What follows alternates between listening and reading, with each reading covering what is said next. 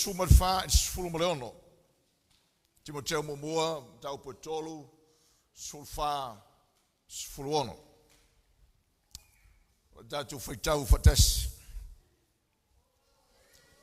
O te tusi atu ia mea ia te oe. O Lofa moe o te vave aluatu ia te oe. Ai a fai o te tuai atu. Ia e loa ai laua mio e te tau le fale o le atua. O le ekale sia lea a le atua soifua. O le poutu fo i lea ma le lalalo o le moni. O le ai fo i se tau fiese. E sili lava le nei mea lilo i la tatou lotu. Ua faalia mai o ia i le tino tangata. Ua faalia lana miotonu e le anganga. Ua vaia e angelu. Ua tala ina atu inu ese. Ua fatua tua iai o e le lalolangi. Ua ave ina i le mamalu. Falitatu titalo. Lo mato wa tua. Le mafau fale anganga e malamba li tangata la o fionga e au mai a te oe.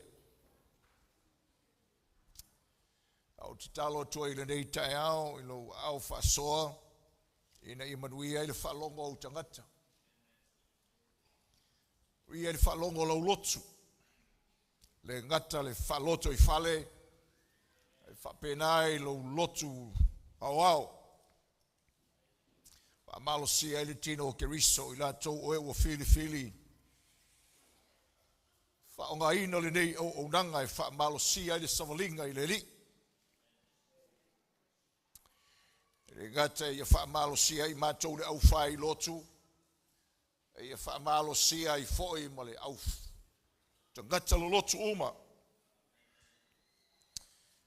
Ia mo le fa ua wina o ringa ina lo ma lo. Timoteo lo matu iai. Yesu afo Yesu. Amen.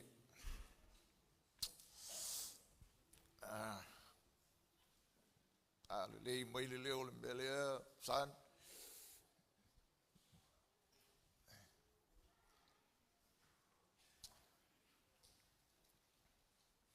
O te fata malai teimi folo ile fionga le atua.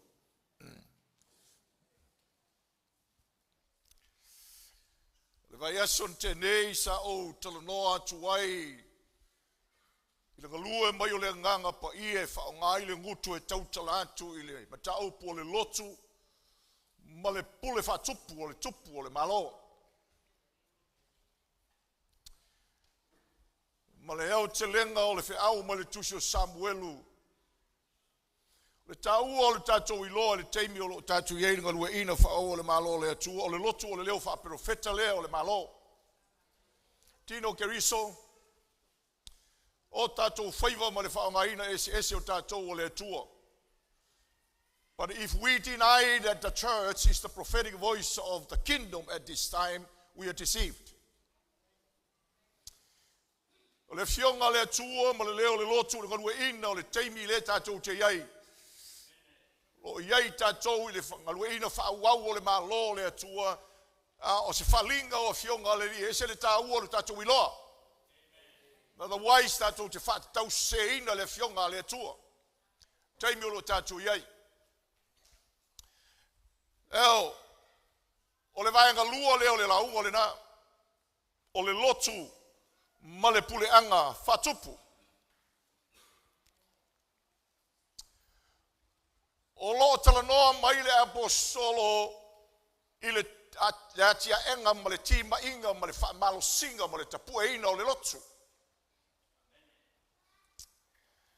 Ai tolu ata o lo whata oto mai ei le whaitaunga le nā e whatitau i le lotu. Ai o te manao e te mawhauwhau ma tātou mawhauwhau i le whawaa o le whengeinga ma le malo.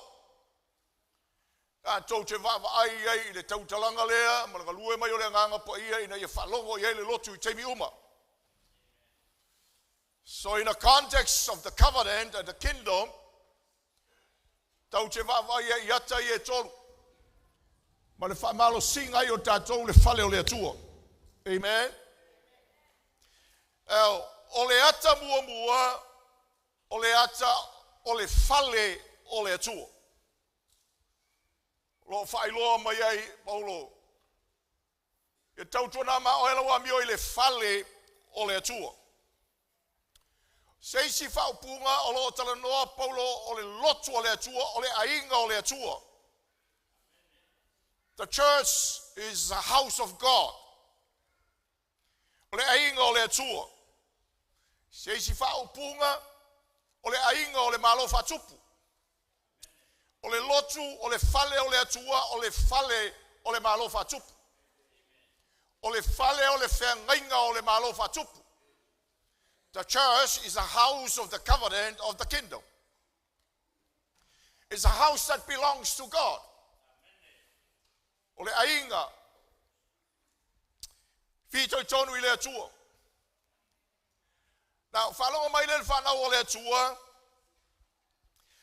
O lona winga I nei e tātou whali ali atu le pule anga le tupu o le malo e te tauna pulea le lei le whale. The house of the kingdom must be well governed. E mo mia le pulea le lei o le ainga o le atua. Na whalonga le lei mai tātou whale pea na o whai atu. Ua taua o ao I le tino ke riso matangata o le atua.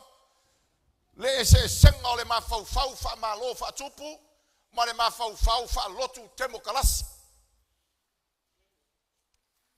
It's very hard. E taua o ao le melea. Ona le tele o teimi e tala noa I tangata le whenga inga fōu e tala noa I whawhita auli o lotu. Ma mea o lai tutupu I le kalesia, ma le kalesia I tala noa mai le whenga inga fōu. A ua ngalo ai le tele o le teimi o le tala noa le lotu I whawhita auli o tangata o le malo whatupu. The problems of the church must be looked at in the light of the kingdom. E mo mia o le tala noa I ai o le mana onga le o le tupu o le malo o tusai ma le o langa o le tangata o le malo o le atua. O le memo mo I tātou I loa, o le ainga o le whengainga o le malo whatupu, toi whanalo mai tātou ainga, e ai o na vaenga I tutonu o le whengainga e malamalama I le mele o le ainga o le atua. O whengainga umala vai pule le atua. E amata mai le atua. A o whengainga ia e noa tia ai tutonu le whamaoni o le atua, ma le tali usu stai le tangata I le atua. Amen. So le memo mua le ia tātou I loa, e pule le atua I lona ainga. E pule le atua I lona fale. Hallelujah. O lona lua, ia tātou I loa, o to tonu fo le whakainga lea, o to umai ai le atua le fili pule, e pule ai lona ainga. Hallelujah. Ole kolonita e mua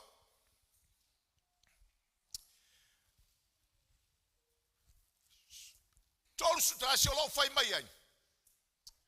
Ole ulu o keriso le atua. A o keriso e ulu iai le tane. A o le tane e ulu iai le fafine. Ole ale wingo le nambea, ole fili pule. That's what is called the chain of authority. Or the chain of command. Ole fili pule lea. Enga lue mai ai le atua e pulea le leilona ainga. Po lona ainga whaloto I whale le tamama le tinama le whanau. Po ole ainga ole atua I le lotu. E iai le fili pule wa tu ina mai le atua e pule ai lona whale. O le tāua o le melena, o le tāua ona o le whengainga lalena, malona ngalue mai ai. O le whengainga lena e whai ma wha malu o le whale o le atua. Po le whengainga lena e ta oto mai ai le fili pule lea, e wha malu wai tangata o le ainga o le atua. O moa mai, mo se wha taita inga, a timunga le asu. Ia ona tuai le whaamalu I lunga te whaamalu ai. O lona whaamoe moe, ina ia awane e susu le kimu. Ia awane e a whainga le kimu. Whapenale ata o le whengainga. O le whengainga. O le whaamalu. Po o le ufi. Le winga na le mele talanoa I koro rito na talanoa I le matau po o le ulu, le matau po le ufi. Ia e ufi mai la whaamalu le atua le tama ia Yesu. Whaamalu Yesu le tane. Whaamalu le tane le whawhine. This is the chain of command. A ola ina le tau sie tātou le fili pule lea. Ona e alu esele ma le whaamalu. O lona winga. Ua le malutia oe I le whaamalu o le whengainga o le fale o le atua. Ona e alu ai lea na oe. You are on your own. And the covering of the covenant is not upon you because you wa e alu ese ma le whaamalu o le whengainga. Wa e alu ese ma le fili pule wa amai le atua e pule ailo na fale. Whalonga le mai whana o le atua. The covenant is a covering. O le whengainga o le whaamalu. E whaamalu ai le fale o le atua. O le tele lau teime mana atu I tangata e peisi o polonga le mea. Ai, e leo se polonga o le whaamalu. E mo o mia la le fale o le atua. Ma tātou le ainga o le atua. Ona tātou ngā wai le lei I lalo o le melea. Hallelujah. Context lava o le ainga. Praise the Lord. Lau toi amaya I le ainga e. Whaamala matili ane mea. O le fili pule la lea. Whalonga li mai tātou whare. O le ulu, le covering. Lona winga. Ina ia malu le leile whale. E mo o mia e oe le tane.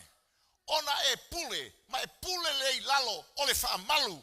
O le pule a Yesu ia te oi. A ola ina alu ese le tane. Mai lalo le fili pule lea. Se isi whaupunga. Wa ele fia ulu I leli. Wa e lafo ia le pule a leli. Ia te oe le tama o le ainga. Wa mafakia le ainga. Wa mafatia le ainga. Aisea. Langa o le taimi ai alu ese ai oe wa whailau pule I lou lama fina ngalo. A wa ele nofo na lo whaamalu o leli. Wa le aise whaamalu o le fale. We are out of the covering of the covenant. O le tāualna. O le mele na whata oto mai le atua. O le fili pule.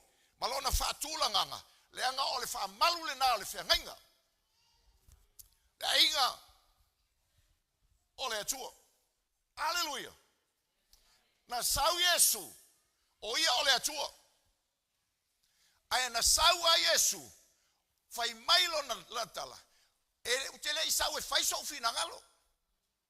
Na o sau e fai le fina ngalo le tama. O le mea atolea.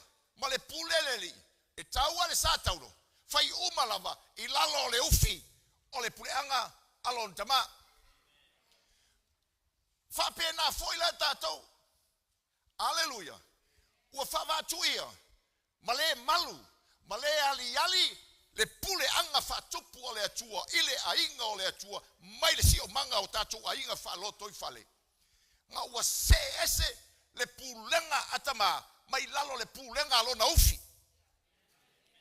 O kaka ua whakastama. Avisi popo mo Yesu.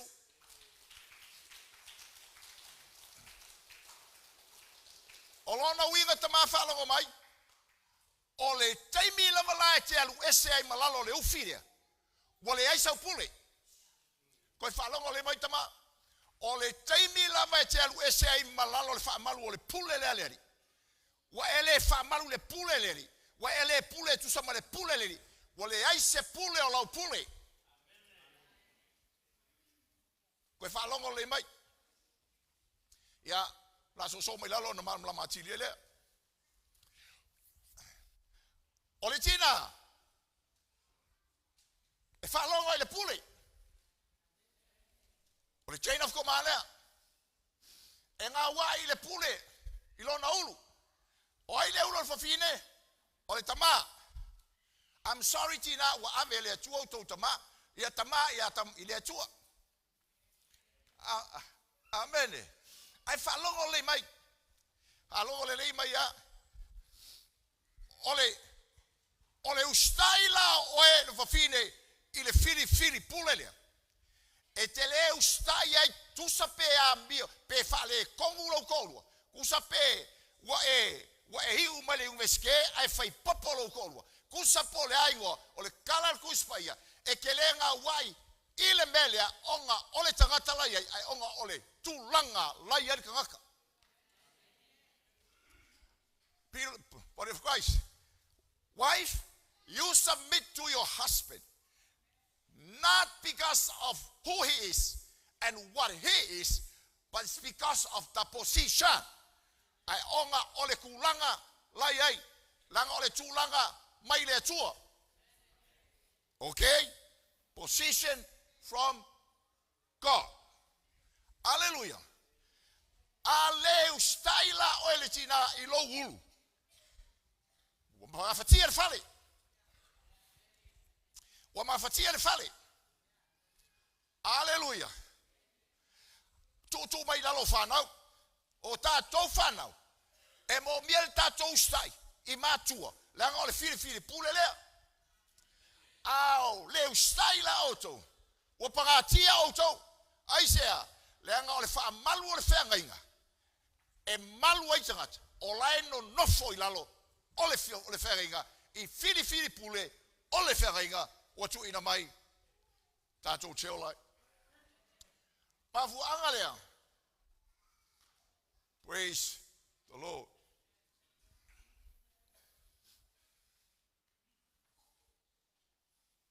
How what? Respect the bullet. Okay, o feola o tau wali. O tau mafutanga whanarungari. Oko, amen. Na tu mai lai el tātou whale. O tātou whale. Malona fili pule. O au tama o le whale. Okay? Ele luangi tama o le whale. Tasi al tama o le whale. Ele o si tama o le whale se ulaka. O livi li tama o le whale. Okay? Hallelujah. Ai so se taimia o te le tama I lalo le pule a le tama siri. Upu moia. Wale se pule. Langa o le pule lana o le pule mai I. Ai vai laia. O le fale o le atua. Ina yali ai le pureanga fale atua. E mo mi ai. Lo tau ngā wai mai. I le fili pule. Ngā wai mai le tama o le fale. Okay? Ngā wai mai. O le fili pule la le loto le atua. Faife au. Koi inga. Kia kongo. Kangaka lolo. Praise the Lord. O au la tama le fale. O tangata uma wa tofia I lalo ae o lau taita inga fatama. E ngalue ina I tato fale.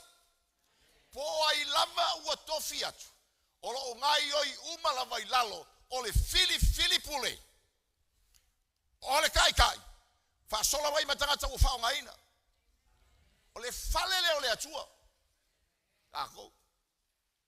Praise the Lord. Ai taua le pulea le lei o le fale. Langa o le atua e ona. Ave si pati mo Yesu.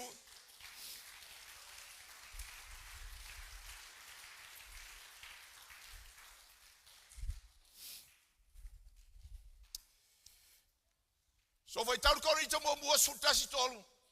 It talks about headship. It talks about 𝗗𝗟𝗟. Lona lua. O me ina yali ele pule fatupo le atua. Ile fale o le atua. E mo mia ona ai le fale. E te tau ona ai le fale o le atua. E te tau ona tau sasami le fale o le atua. Hallelujah. E fa pe feo le tau sasami. Tau te ai le upo le atua. Le tau ona matafa I oi e tai o le fale. Amato. E le ngā le faife au e lau wina tau maftanga o le fio ngā le atua. O le tasi o qualification o ngā maa o sraka koi inga. Ise lo.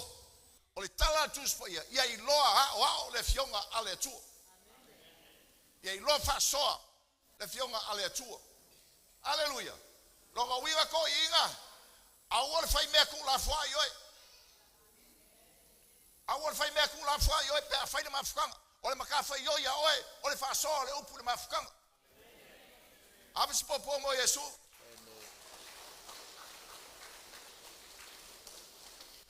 Lo winga ta welo sau le lot. Sau le fale ole atua ke ai ai. Sau le fale ole atua te tau sami ai. Ina ye tato malolos.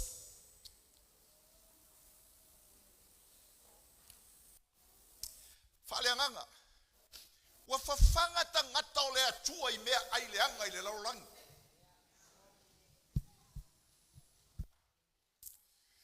Praise the Lord. Mera ka wai sau ai le sau ki fa longa ke ai le upo le atua le sa e ke mangava I fale nganga va yaso ako. E ke ngefu ai lau vai. O lona tolu, o le fale o le atua fa longa le mai tatou fale. O le fale o le atua e tau na o ina le fale. The house must be disciplined. Vaenga whainga tā, e le mana na o ai tangata o le fale I le mea.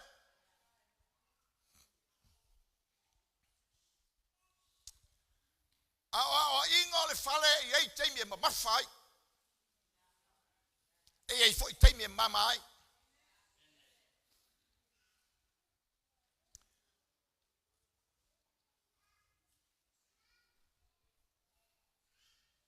E ei le buanga ngana whasa moa e tau o le tō whaua. Ma le tō whaafuafu. O le tō whaua e whare tau I le matua lilingi mai o wanga o mamafa wanga. O le tō whaafuafu o le maululu. Le mamafa te le maululu. O le whale lau le atua. E mo mia o na wai. A o le awa inga o le fale. E iei teimi e te tau ai na tō whaua. Le awa inga. E iei foi e teimi. E leo le tō whaua e mo mia. E mo mia le tō whaafuafu. Kono nita mua mtau poe whaafu po sulwalu I le lima. Mtau poe lima sultasi kau nkusi lalo alu e whaikau. O lo tala noa I lea o inga tō whaua, mamafa. O mea o leitu tupu le lotu o lea tu o amionga, anga sala, whaitaanga, mea umalama o lai whai ei tonga, whai mai le tō whaua o mawai ese tangata I aune o tō toi wheo wai ma tangata ia. Aua nei maa ia te o tau leo langa anga sala I tu tonu o le whale o lea tua. Mamafa.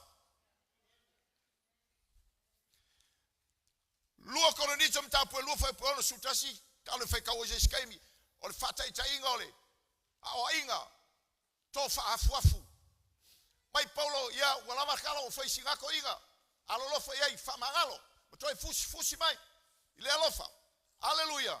So there's a time for heavy discipline, there's a time for light discipline.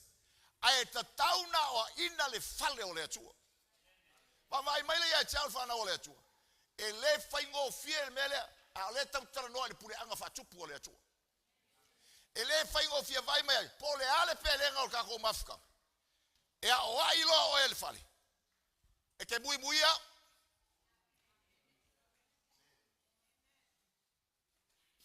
E ngaloa ia te oe mea uma e te tomumu ai. E te whaiti o ai.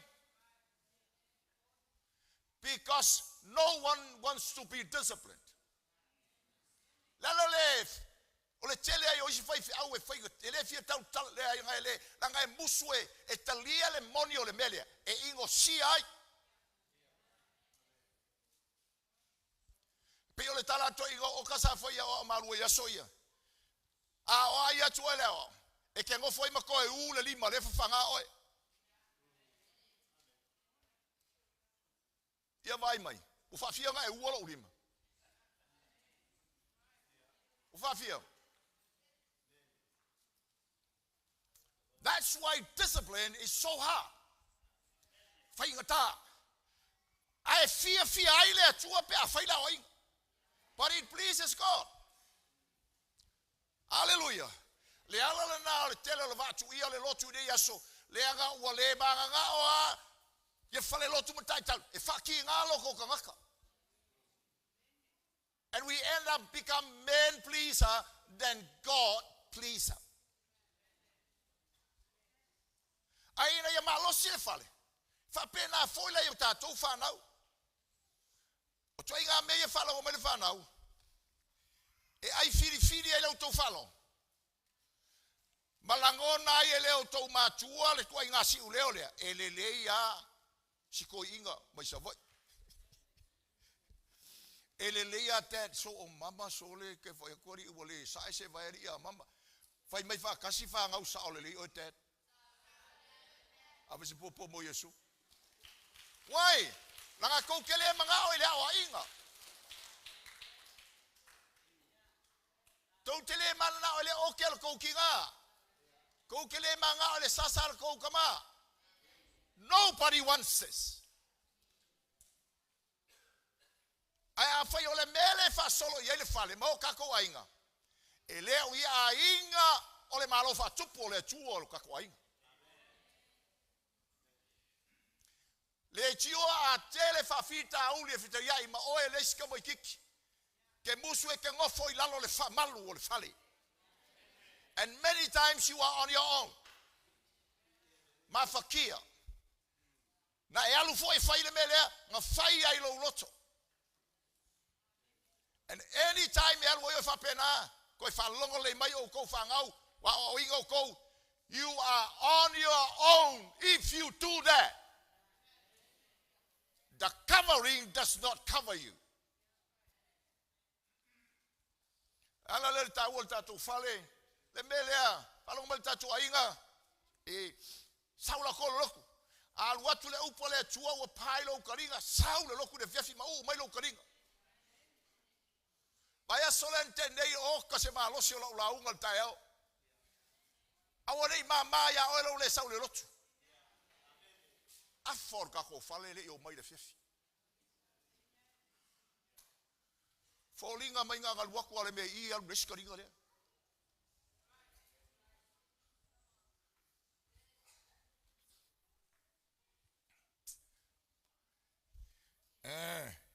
Ngofua o e mfai o isol ko maua wari e i afala ngari.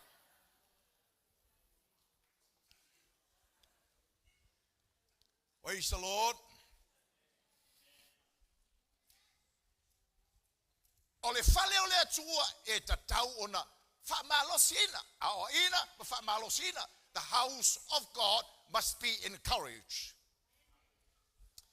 Palengi o me ale atua. Amis popo mo Yesu.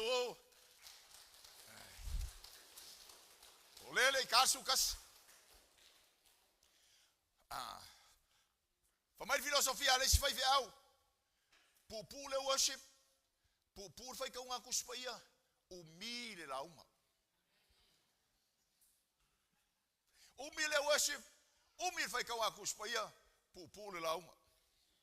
E nga pupu lan ka ko worship le so pupu mal fa ka nga kuspaia ngo fo sa unge de se me pupu me le fa lo mo. Amis popo mo Yesu.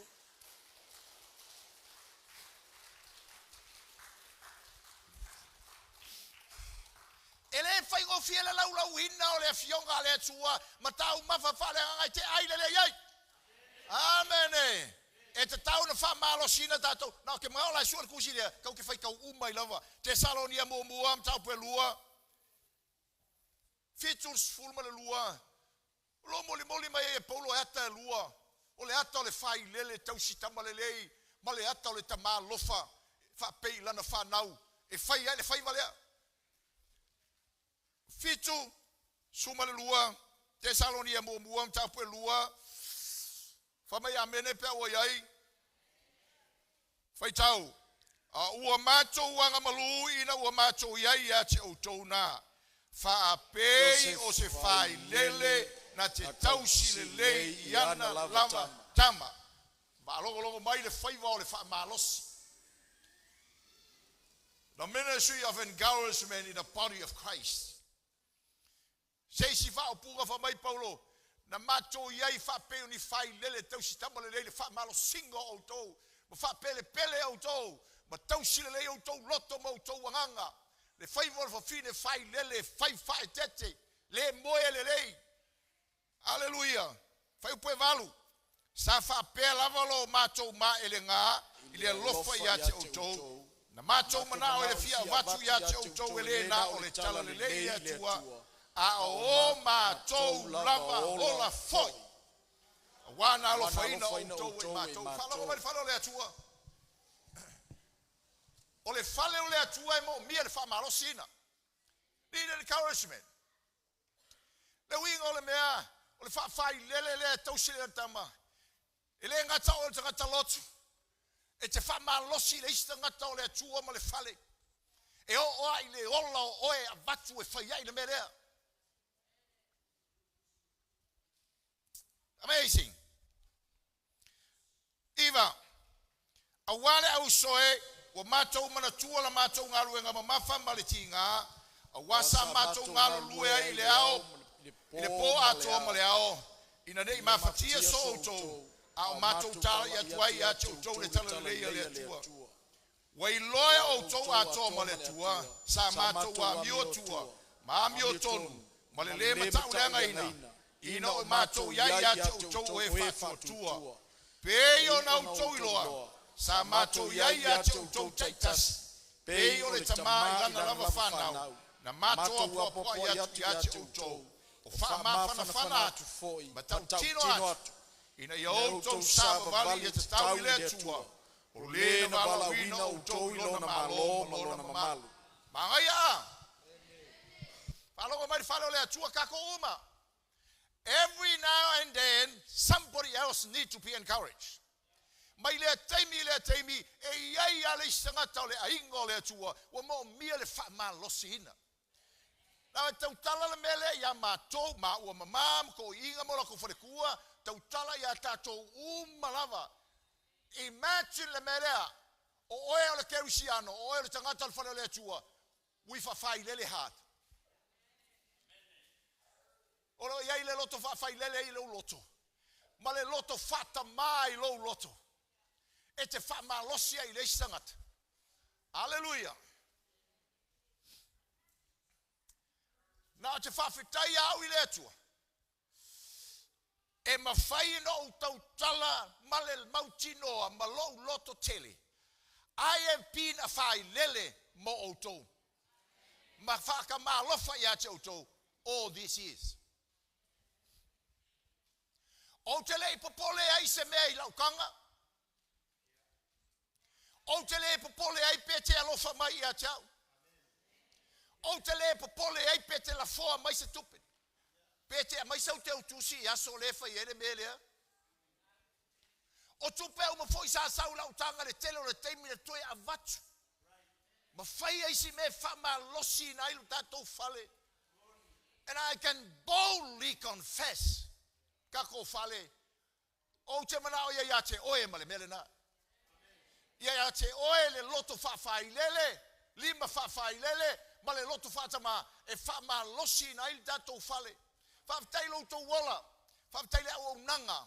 Whawtailo wola e tui na mai ele ngata o meo ia te oe a mai male ola mai male malosi. Whai ei whama whanwhananga. Male ati inga enga o le fale o le atua. Some of you have given more than what you got. Isi o tau o le ola. Mafuanga lea. O le tele o teimi e tutupu ai mea. E iloa le leia e tangata oe, tangata wha mawhanawhana. And sometimes, na olo sa wali walia I ai. Momo e iai whi au o le waku. Amen. There's a balance here. O le teimi o leo ai inga malosi. Teimi o leo ai inga mama. Ai whai umma mea iai le lima whawhai lele. Male alofa fatama. E whaia ile le melea. Now, whalonga mai whalonga, the opposite side o le melea. O leisi flip the coin, o leisi melea. Ia, ele whaia I oe mawhana whana o le whale o le atua. Ai whaia I oe mawhati ngā o le whale o le atua. O mo mai. No. O elea tatou fale. Fa pela o to e mo mier fa ma fa ai. Vai mai. E mo mia foi lo ko ka ma fa ma fa inga. Aleluia. Ai saula ko la malai le lo. Fa ma fa inga o ke laua. Wasa ili ka ma fa.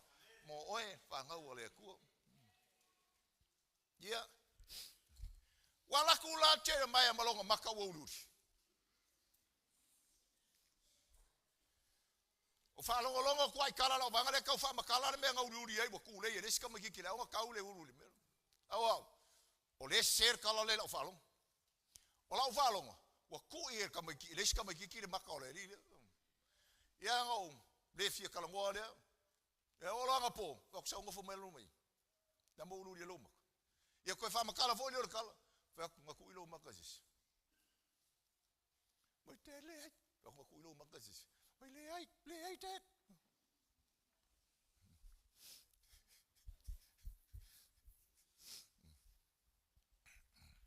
Praise the Lord. Tatou fale. E mo miel fa ma van vai. Ko fa pe o la so ka ingo le mele ngo fa mai mo le makau tere mai. O la o kala le lo wakari. You don't allow anyone, any kid, for you say man fa pe out. Don't allow that. Hallelujah. Kalau ngofa kama, wan ga ngofa. Se o ki kiri siang ngofa vale valea. Fa mai la fa nau, o kiri siang ngofa vale valea. Okay? O kiri siang ngofa vale valea. Ma o kiri siang no malili. O kiri siang no ngengo fie. Hallelujah.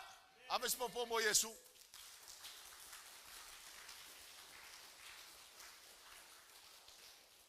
Kele o fai aku ngai kau ki whapeo le lalolangi. But don't allow the world to walk over your face.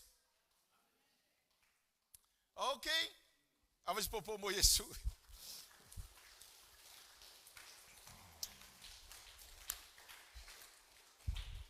Okay, let's move on. O le atalo na lua, o le whaalinga, o le pule whatupo le atua, o le kalesia, o le whapotu putonga le atua. O le upu e kalesia, lo whauliwinga, o le upu a whasamoina, le whaingoa ile Assemblies of God, o le whapotu putonga le atua. Ecclesia means assembly.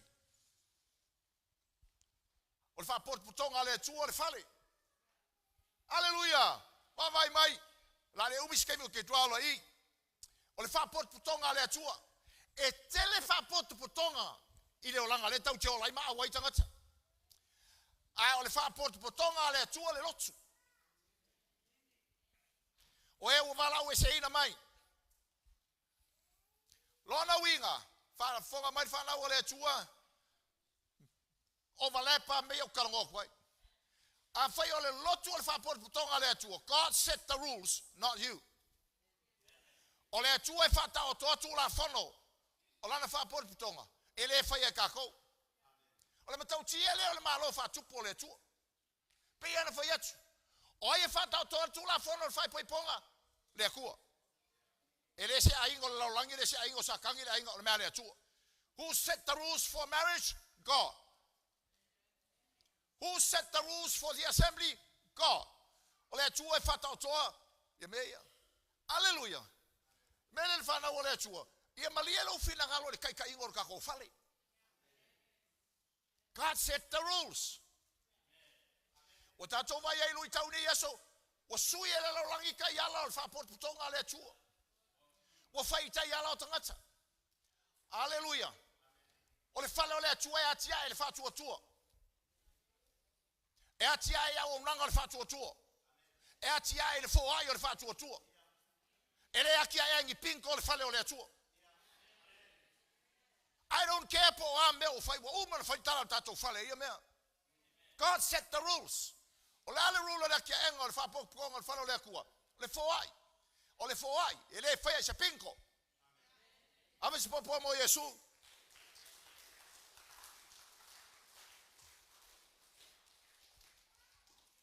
O mafau fau o tatou. It's okay. No, it's not okay. Ele é okay ka ko whai o ala lo rangi whai. Ele whapo tonga o le atua. No, it's not. It's not okay. O le kua se tinga mea ele o kakou.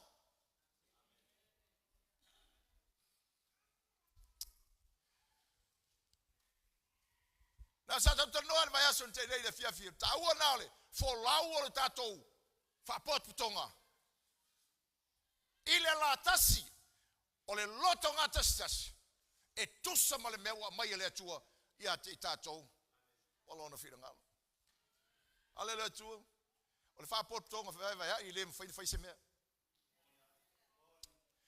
O le whapot putonga. I fo lau i le waa o le la tasi. I le mwhai e sa kangalui. That's why. Hallelujah. Last one.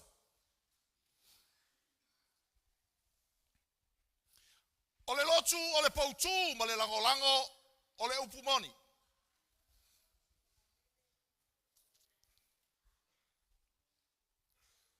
Praise the Lord. Now,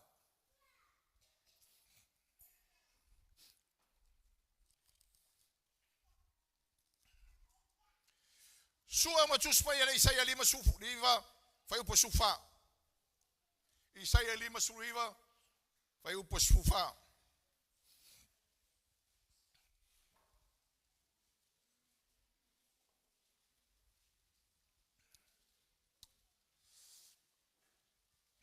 Praise the Lord.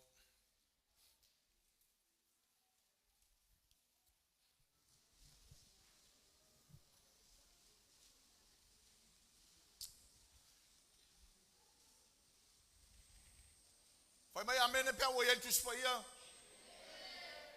Fai tau. Ua fafo isia I tua le whamasidonga.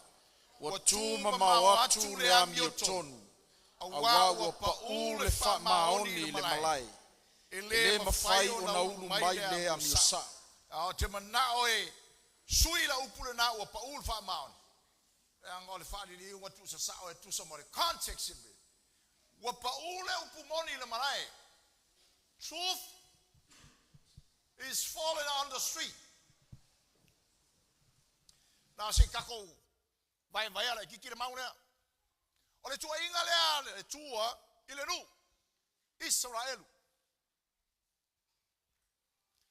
Wa fa foi sia tua le fam sinonga. Le winga le tala. Wa le ai se fam sinonga tonu I me ai fai. Fa longo le dei. Wale ai se wha masinonga tonu I mea I whai. Wa tū mamau atu le ami o tonu, le wingo le tala. Wale ai se ami o tonu I mea I whai. Simple as that. Wa mamau, wa kaule, wale ai laka mai se ami o tonu I mea I whai. O lona tolu, wale ma whai na ulu mai le ami o sao. Kako whakas. A o le ale mafuanga o ia mea. Le ale mafuanga. Ua pau le upumoni I le malai. Hallelujah. Ua pau le malai. Soli ai le whamawalunga. Soli ai le au whalonga tata. Soli I vai o le leo stai. Soli I vai o le Fou Valley. Soli I vai o le Pio Pio. Soli I vai o le whalongo I le atua. Lei tio a fa mai le tala juspa ia. Le mafuanga lea. Wa fai tua le ami o tonu. Wa fai tua le fam sinonga tonu. Wa le ai se ami o tonu e ari mai. Wa le ai se ami o sao I me fai. Langa wa soli e tangata le upu moni a le atua.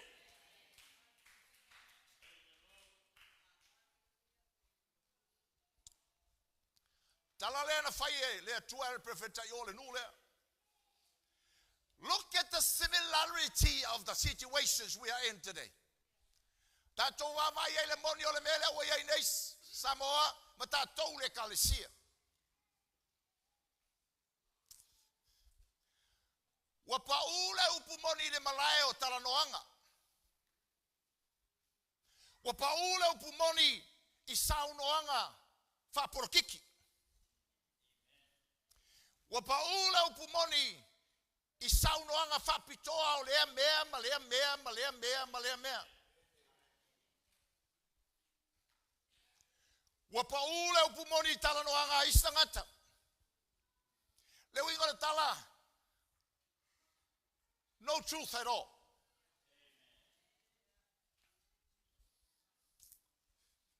Leala, tupu le taimilena, tupu tele le taimile tatu te iai. Fai mai leo le tala tuuspaia, o le lotu, o le poutu leo le upumoni, ma le lango lango. So le ale wingo le tala, le lotu, ma le pule anga wha tupu le atua, na pau a lea o le wha potu potong. Na te ua le upumoni o le atua. The display of truth. The church is a pillar. Le winga le tala, o le lotu, o le falinga le upumoni le atua. Truth. Church display truth. Po fair la vor meu yai. Na falonga mai le fale. Sama tu falonga longo vai aso lente nei isi. Video clip po saunoanga. Sa faya malo. Mo meu atina e me tau fine ma meu mo fa pena. Na faya saunoanga. Pa u ai le truth. Fa mai le saunoanga na fine. Alesi fa fine. A fai wale ai le atua. Ma le tau ainga. Lai ai tina. E fai ma atua ile ainga. Wow, wow, wow, wow. Truth is fallen in speech. Wapaule upumoni.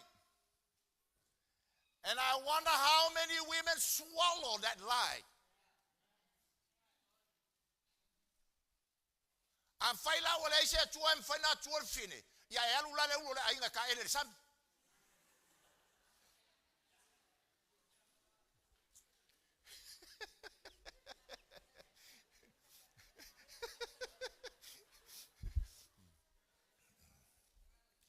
Now, tato mata le winga le tala. Le lotu. Oe le lotu. Oe le tangata lotu. Ma le pule anga fa tupule atua. Oe te alue e faali atu le upumori le so se me ke alue. Be ke fai ngā luenga lau sunga ale ki ngā ia pia. Po fe me ke alue ai. The church is a pillar of truth. O le fa fifta ule le lotu. Ona ai alu se mea ke lo fa kungi personia ke le ona alu le lotu ile me ba waila nga kupe nga ngu lea na ngu le o le lotu ile me se le fai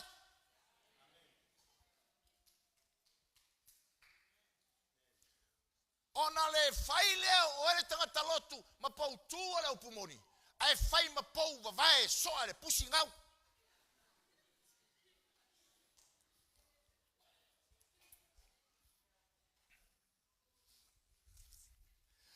Ale ai se upumoni le pulenga ali ma fai pule o le pulenga mio pio pio le ai se fa masino nga mio tonu le ai se amio sao e mau ai o a paule upumoni o tato wainga le ai ama se me sao e fai ai a pau le upumoni loto tangata o le atua e fi nau pepelo tangata. E fina u tu sa male amio se fina u vale. Ona ia le o taimi e fa tonu o le me makau kia. Pe ao nga kango mai le kua fa o nga le kanga ka le fa o lainga. E a o a i kanga ka o le kua o nga le rei lo kau kala le upumoni.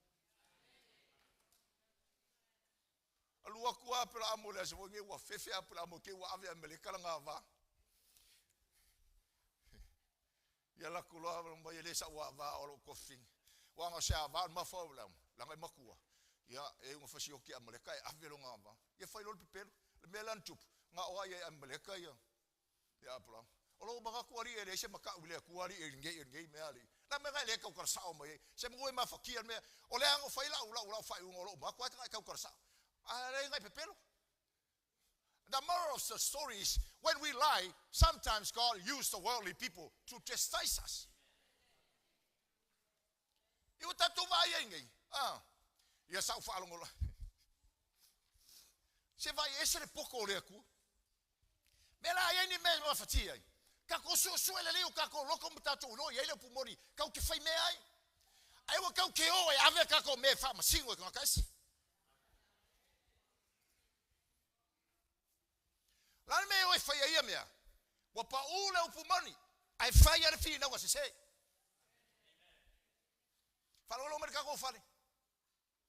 Am fai o ia fi se fi na wa. La o fe silia e ke oi.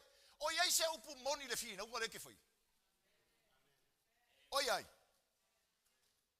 Ko fa lo ngor kala ia. Ua. Wale ai se fam si no ton. Wale se wa ma mau le amiokong. Wale ai se amio sa e sau. Ai se a. Pepelo umak ngake ai. They preach the lie.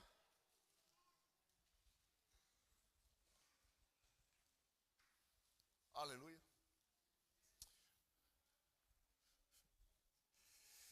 Le loku le pautu. Vai mai ao e a tau.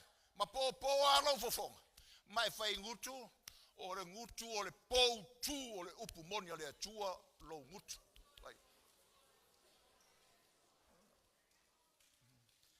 Aleluia! Koe fai ao e koe pop ngutu so ia le pepelo. Au le fina o pepelo o le mangao e se mea. Au le fia fai mea le pepelo. Aves popo mo Yesu. Truth. Pulu malosi. Oka ese le yore nganga pa ia. Pulu malosi. Ele ai se tau se fau nga pepelo e tau nu lelei. None. No evil agenda fulfill its purpose. Won't. Why? Langa e oa i mea pepelo. Ka ho lelei mea lea kua milo le mea lea ingai. It won't. Won't. Ele o ina le tangata. Langa e pule le atua. Pule o limo le atua. Na te ngalu e ina mea uma. A fai foi e te no foi te fau le anga le tai inga. Peke ika ia kia. Vai. Ele i ule leilo wika. E aki le inga o tutua ola e peise ua mea. Ai fa solo i fa o e te vai peise urupei.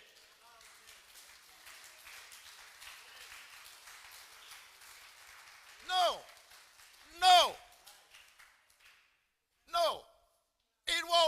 It won't end right. Why? Tino Cariso. Ye mo ko fa ngi me fa longa ka fa lo le akua. Evil agenda will not be fulfilled. Because God reigns. E feliwa ina uma le tua meia. Mole le lei.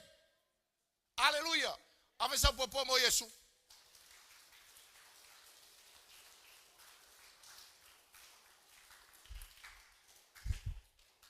So le lotu le pautu display truth, nothing but truth. Hallelujah. Lua. O le lotu o le lango le upumoni. Na le winga le mea. O le lotu na te tau fia le upumoni le atua. We hold the truth.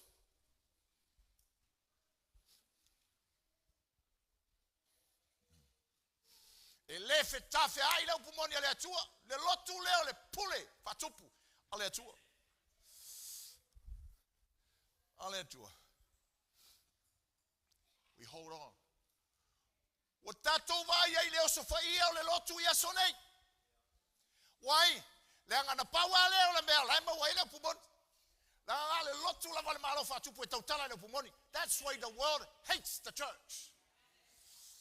Mafuanga na reina iro, sia le lotu le sua. Wa sawa ina fai fe au le lotu le sua e tunui fafu. Wa ave fafa le pui pui ina. Tangata uma e tautala i le malo, upumoni malo I fafo, they shut those people down.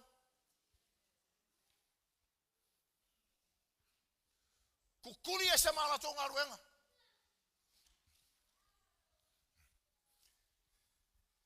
Why? Because they hate truth. They hate truth. Anga oea e tau fia le upumoni le atua. Hallelujah. Mele le tatou fale. So ia le lei loa o fufonga te fa longo solo I matangi vale o leolanga.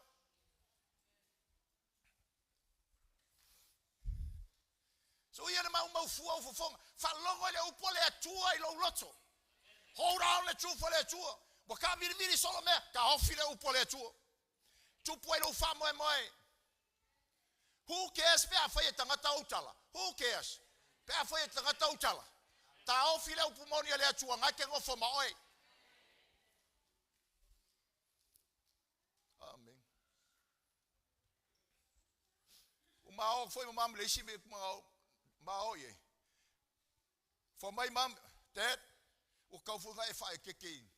I pu nga aka ngai fai awa. O so mai pu se kaka, o so mai le kengi pu se kaka. O so mai le ka mai fa fing se pu se kaka. Se pu se kaka. My mom, Dad, I fai keke for nga me. O so nge o fai nga create ka nga ka ya. Ye fam kala nga se sego. I ko nga aka me. Ye sa silo maku. Ia lala ka mea afa yaku pe afa mai sei pusa kaka. Ia lala kala afa yaku ye. Ia pue.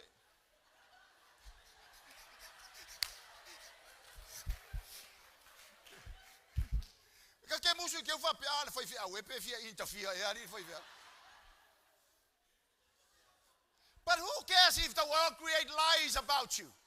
Aoya pole pe afa ya lo ngi tar pe pelo ya choe. You hold the truth. Ka ofi maule upumoni ya le chua ya choe and that's it.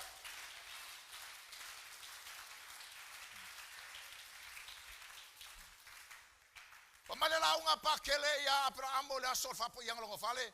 Abrahamo ye fa pa ya inga me fa le fale le. Abrahamo we te fa po inga fa ngau tenia le lotu I fale le. Yang alwa ya le makala pakele ngai. Le ava Abrahamo wala po kele le ava Abrahamo penga. Ang au mole mama ko mai ai sol pa keleng fele longa malanga poi pa kele la va ulo langa kapa langa.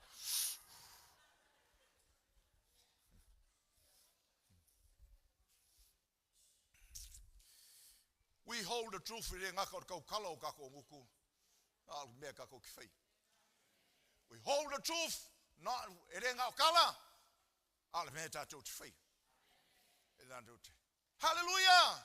Ka ko fale nga vai mai e ingo sia o ko muki mangi uma o e ingo sia o ko le mu le mele e ingo sia o ko e la wali ngo foi faf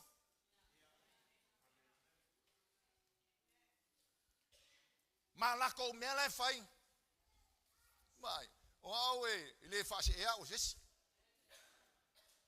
ile fa pidia foi ya o ses.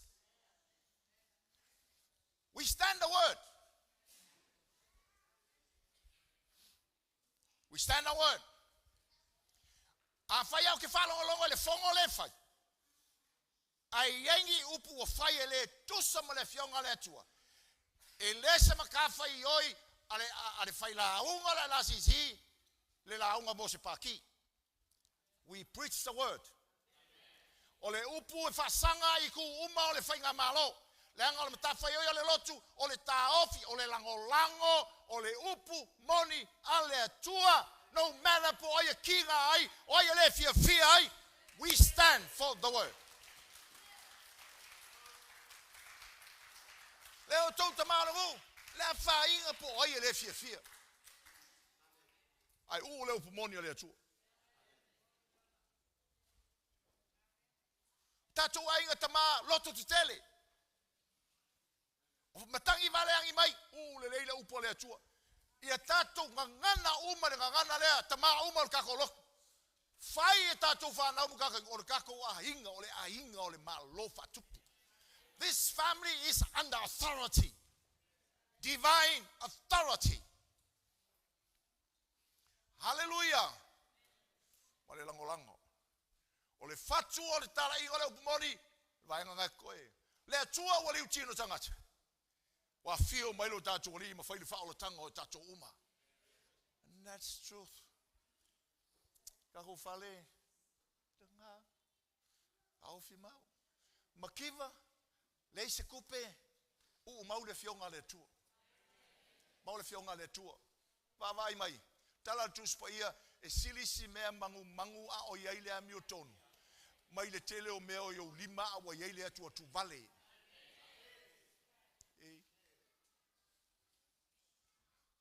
I se isi whao punga.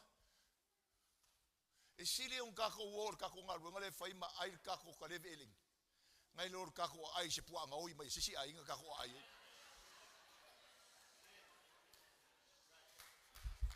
Tam kalang ku sao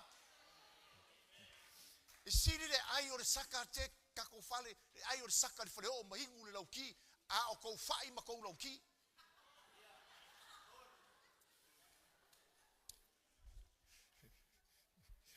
Praise the Lord, praise the Lord, praise the Lord. O le lotu, ma le pule anga whatupu. O le li. O le lotu o le ainga o le atua. O le whapot putonga o le atua. O le poutu, ma le lango. O le upu moni o le atua. Praise the Lord. Awa sipat whati mai tūlai mai.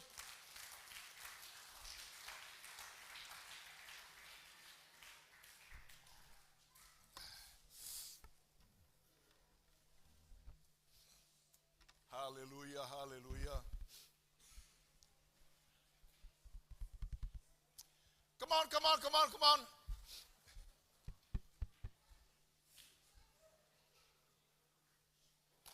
Praise the Lord, praise the Lord. Hallelujah. Talo mai lo lima pe au. Fafanga le leilo wanganga. Hallelujah. Mo ini lo fonga mafaftai le atua mo na upu. Come on, everyone. Faftai le atua mo na upu.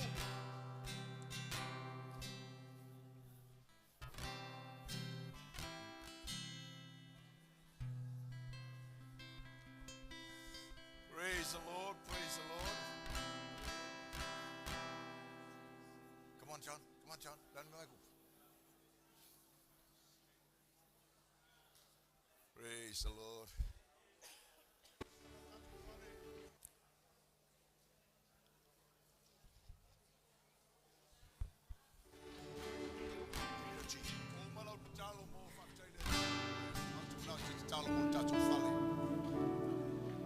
Tatou fale ina ilanga ia o tatou loto e ia manuia o tatou fale e tatou falongo mo sustai fili pule wa mai le atua ia malu tatou umai lalo le fa malu le whengainga o le aingo o le atua talo i le atua mo mātou o lo teita inga le tatou fale o tolo teita ia le fale tatalo mo tangatalo loto le tatou fale talo ina ia whatupu le li le loto whamalosi o tatou loto whai au lima ma lima whawhai lele ma loto whatamalofa fale o le atua ma e talo ina ia whamalosia le upu o le atua lo tatou fale ma tangata o le tatou fale o ma ave le upu monia le atua so se me o iai Faloto tele tatou talo ele upo le li. Mal fa maoni le tu. Talo mo na yo tatou tamalo te ele lu. E ia loto tele ta ofi le upo. Ai ma poutu. Talo foi mo tatou malo. Talo mo le mata te inga o tatou fale. Talo, everyone pray.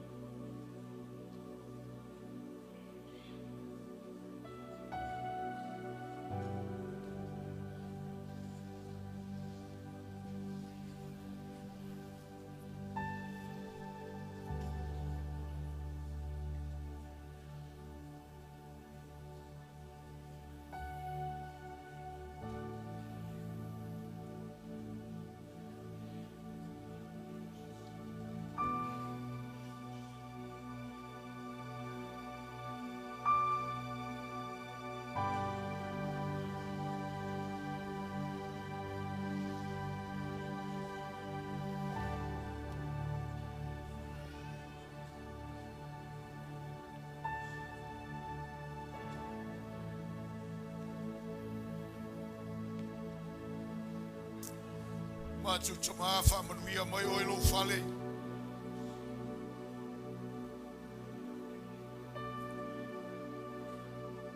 E langa ia le loto fa fale oe o tangata uma. Lo matu loto ngata stes.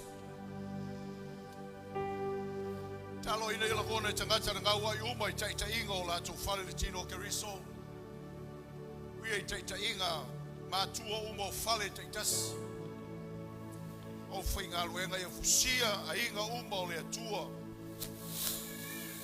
Le loto ngata stas. Ia ngausia le fovale. Rengaga le falongo. A malosia le nganga le fa malosia i o lo wainga. Falotu tutele lo fale. Tino keriso.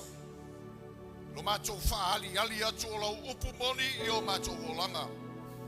O lo macho cha ofi mau lau upu. E unoa male malue lue i fesuia inga. Ma oso fa inga wa fa sanga mai le lotu le teimi o lo macho i ai. Ma fa sanga mai oso fa inga i ave fe au o le upu moni. Ma faila unga o le upu moni.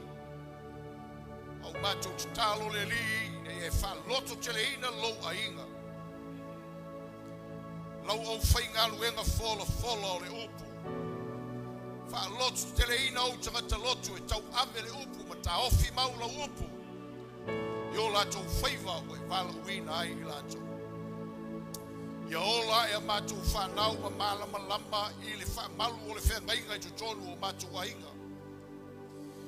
Ia ola e tangata lo lotu malato malu lama i le wha malu o le whengainga o le ainga o le atua. Ina ia mato wholau whatas. Le a se ese a mato whanau. Le atua mato tatalo i le tofa afu o lau wha masino mai. Ina ia to e tai mai a mato whanau. I lalo le whamalu o le whengainga o lo malo ainga. Pe a tō whaua mai. Laua o inga inisi o le whale. Lea tuae te talo i loa lo whatunoa. Ina ia langona ai le salamo. Ma fo'i mai ia te oe lalo le whamalu. Lo ainga e manui ai. Talo e moli muri atu le upu e matou whanau i mea o lo au mawai. Talo lue ai.